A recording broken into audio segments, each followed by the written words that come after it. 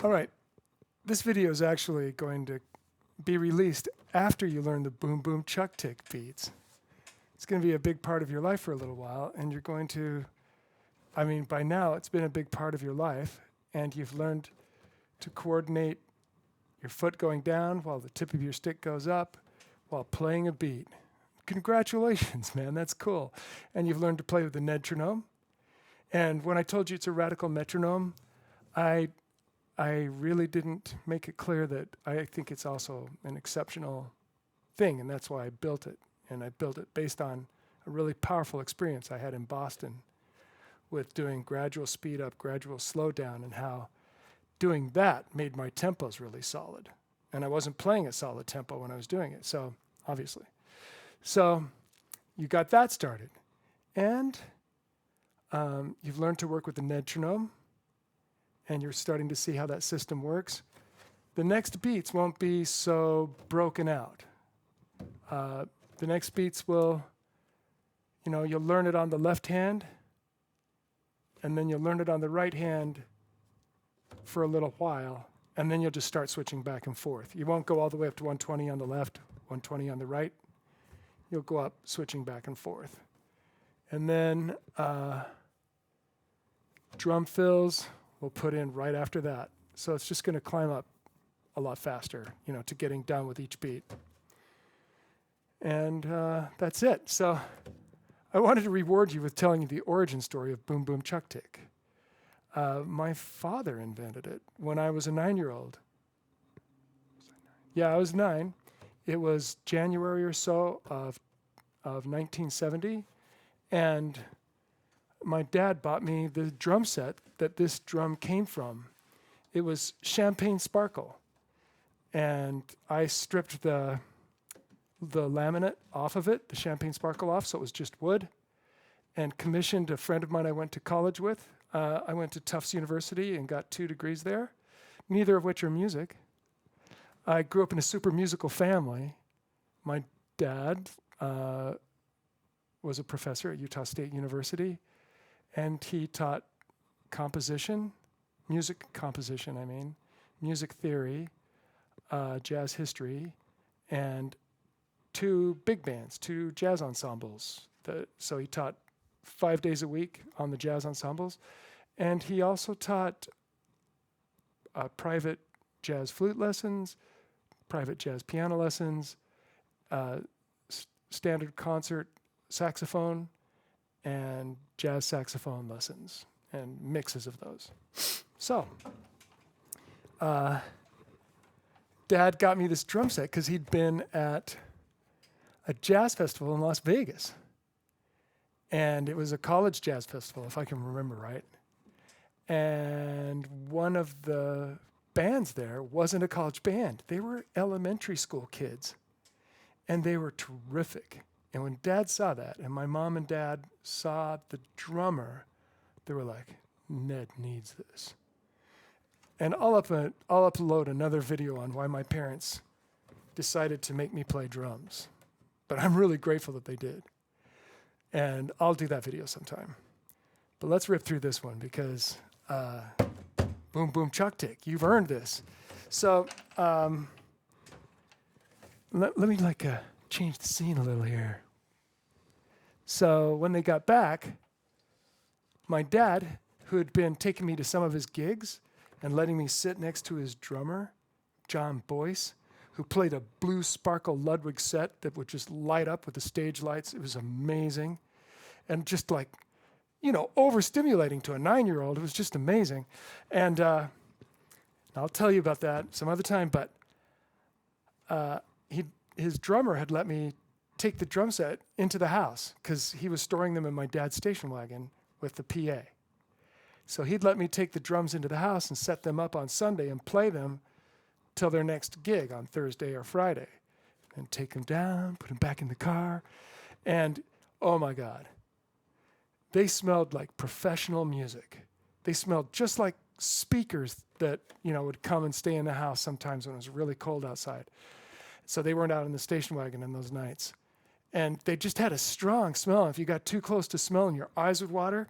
And I just thought that was the the smell of great musicians. But I learned when I started playing in nightclubs as an 11-year-old, that was the smell of very old cigarette smoke caked on to whatever you're smelling it from, and it would emanate through the room.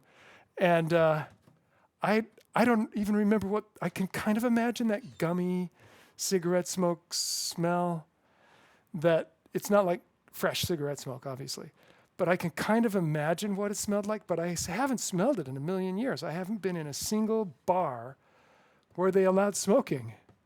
So I don't know if we're lucky that's a thing of the past as far as musicians go, because I think it was one more thing that drew people to bars, which gave musicians an opportunity to play in mass, tons of musicians gigging instead of just going out and playing once a month or once every 2 months.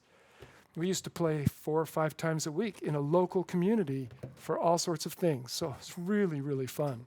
And I was playing with my mom and dad in that band. So I got to ride in the car with them and hear all the stories from when they were kids. It was really an unusual, very fortunate childhood. So although I did sleep through school during the day a lot. Okay. So Dad got me this set.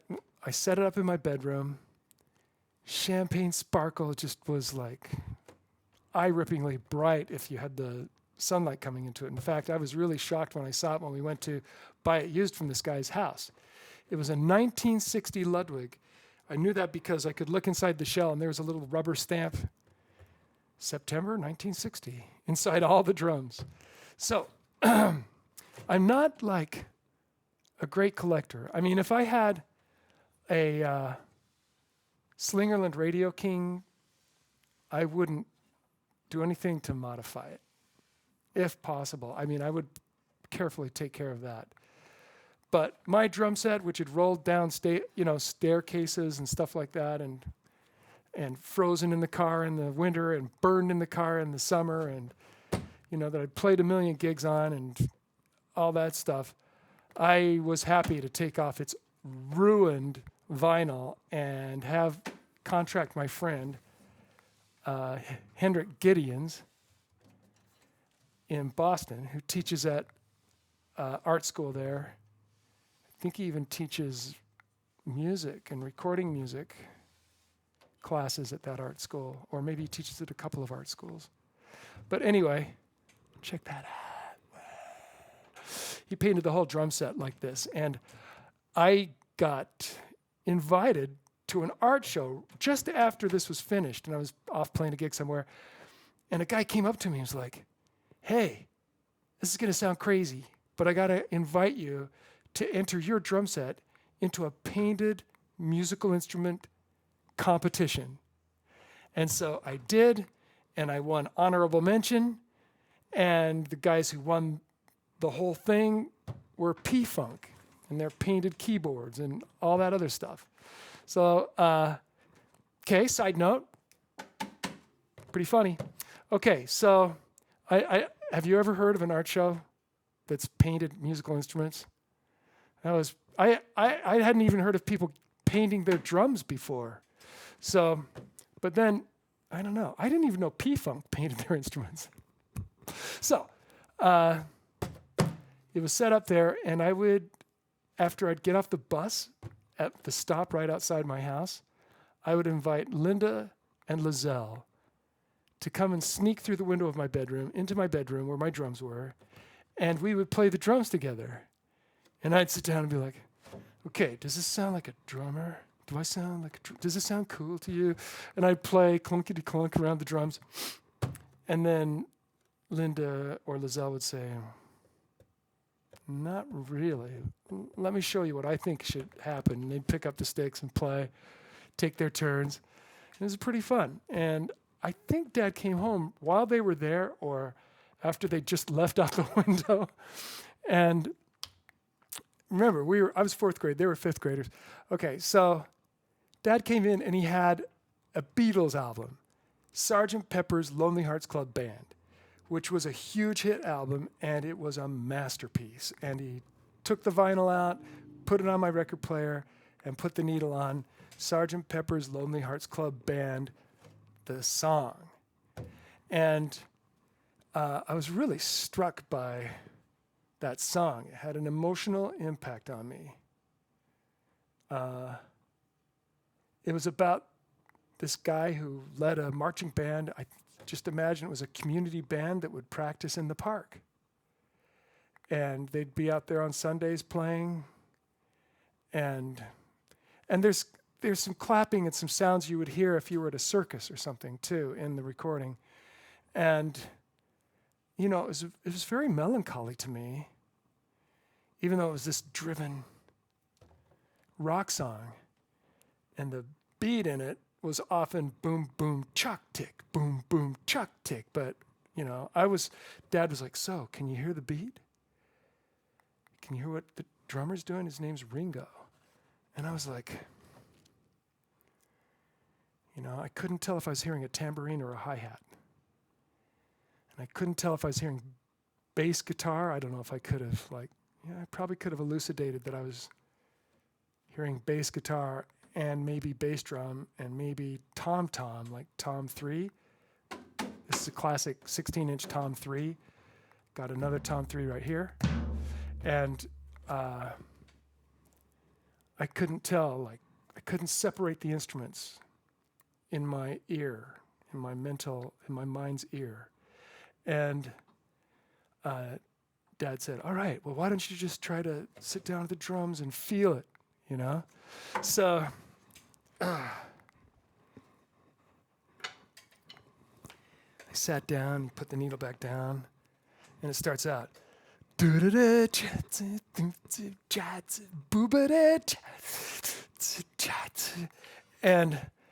then the vocals come in. Sgt. Pepper's Lonely Hearts Club Band, right? And so I'm like, doo-ba-da, doo-ba-da, Sgt. Pepper's Lonely Hearts Club Band. I mean, Dad takes the needle off. Okay. So, how about if I write this out for you? And he did. He wrote it out on some manuscript paper. And because he's a composer and arranger, he immediately went to individual parts of the drum set as if they were played by 3 different musicians. So he wrote them in 3 different voices. In other words, the bass drum had rests and notes of its own. And then an independent line of snare drum lined up above it had its notes and rests, and then the hi-hat was just notes because they were steady. They were going 1 and 2 and 3 and 4 and this is how Ringo played too. He played his hi-hat with the left hand, so he had plenty of room to get a snare drum. Of course, I was doing this because I'd seen other drummers play like this. I hadn't seen Ringo play yet. I learned this from Billy Cobham. So that's how the hi-hat went. So I got that going. So can you get that going? Yeah, okay. And then he said, now, say 1 and 2 and 3 and 4 and 1 and 2 and 3 and 4 and. Now when you see those big numbers on 2 and 4, I got that going, right? Then he said, hit your snare drum when you do that. 1 and 2 and 3 and 4 and 1 and 2. And I got this going. And 1 and 2 and because I was learning drums on a practice pad and I could do something like 3 and 4 and free, free, flam, free, free, free, flam, free kind of thing. So this is going fine. And then you put in the bass drum. 1 and 2, 3 and 4, 1 and 2, 3 and 4. And I could get this going. And then he's like, okay, now put it all together. And I went 1 and I just had a neurological lock. I was trying to push my hands down and something was trying to push my hands back at the same time and they're giving and taking on that. So I tried it again. Boom, boom. Yeah, well, 1 and... Okay, kind of gave away what's coming next. Dad said, you know, when you play saxophone, You don't count out loud because you have a saxophone reed in your mouth and you're making your sound, but you can look at music and hear what the saxophone will do with it.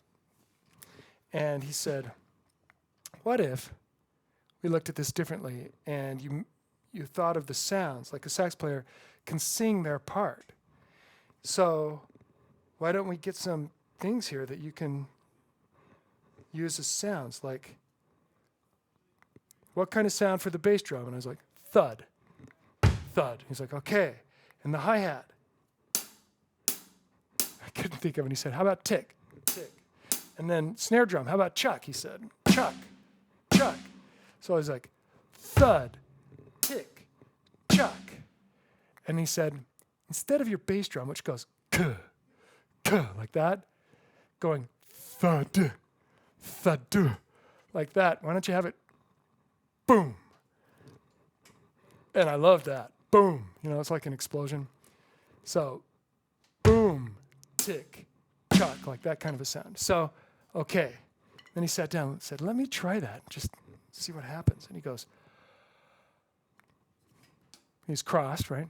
He goes, boom, boom, chuck, tick, boom, boom, chuck, tick. So I sat down. And he was like, take a deep breath. Close your eyes. Get your sticks on the places they're going to be.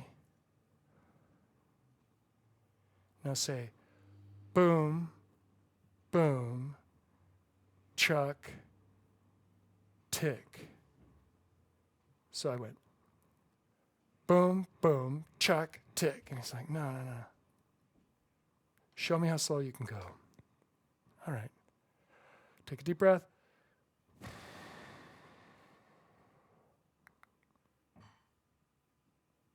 Boom. Boom. Chuck. Tick. So it kind of sped up at the end, right? He says, keep your eyes closed, take another deep breath, and say that while you play those sounds on the drum.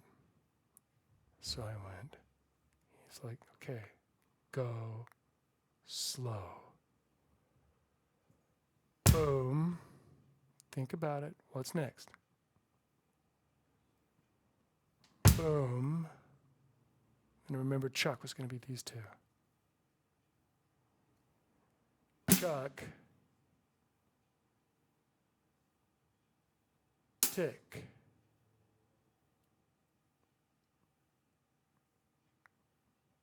And my mind just went completely blank. And I was scared, I was like really wanting to do this and really wanting to impress him because I thought he was super impressive. And I wanted to have some indicator that I could become a drummer, like right away, some sort of, it's a sign. No, that wasn't coming. All right, so I kept doing that. Of course, now I do it like this. So my right shoulder isn't raised, or so it's not flat, and I tip, or, there are all these things you can do with your spine, your shoulder, all these things to compensate for the contention that happens between these two sticks. So I got to the Ringo Starr thing when I saw Billy Cobham, I saw Billy Cobham last night doing his Crosswind project at Jazz Alley in Seattle. That was something else, man, getting to see him again. So I play like this, but my dad was like, okay, well, I think you've got something going here. Do you? And I was like, I think so. And he said, okay, I'll leave you to it. And then day after day, I was coming home from school, and I was at school. I'd be at school watching the teacher.